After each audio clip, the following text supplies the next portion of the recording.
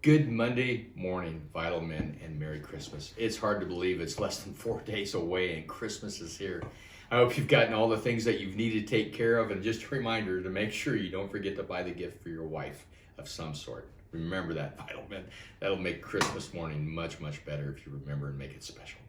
But with that being said, I go back to the Christmas story, and so much is shared about it, but I love the part about how the angels come to the shepherds. And it's in Luke chapter 2 that we see that story. And I just want to read a moment of that with you and try to get an experience with you today. Is the angels, it says, that night there were shepherds staying in the fields nearby, guarding their flocks of sheep.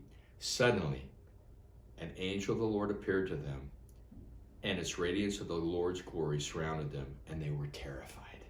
But then it says, but the angel reassured them. Don't be afraid, he said, for I bring you good news and great tidings of great joy.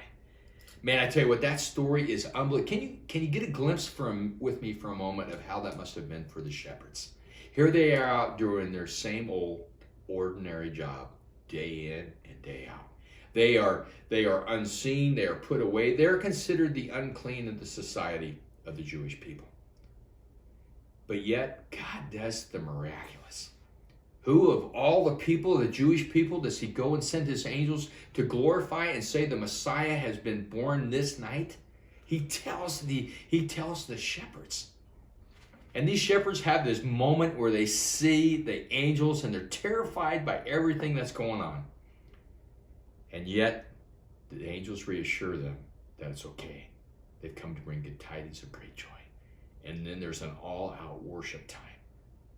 And then you get the glimpse of the moment of where they see after the angels have left and they run to the manger to find Jesus. Can you get the moment just for a minute with me how that might have been for those men? They go and they look down and they see a newborn baby, their Savior. Yet in the midst of that cradle was the shadow of the cross, the baby that was born to die. For sin, for all mankind. I tell you what, that's the gift of Christmas, men. The gift of Christmas is Jesus. It's not about the gifts that we receive, and yes, some of us that have grown older, we realize that. We've experienced that. But man, what a gift that Jesus gave. But I love the last portion. It says this, when it was all over, this is what they did. It said that those shepherds, they were astonished, and they went back and they shared the story that they had seen not only the angel, but they'd seen the Christ child. And it says that all who heard the shepherd's story were astonished. Mary, she keeps it close to her heart. She wants to remember. And it says this, that the shepherds went back to their flocks, glorifying and praising God for all they had heard and seen. And it was just as the angel had said. These men go back to what they've done. But when they go back to work, watching their sheep, they're now changed men.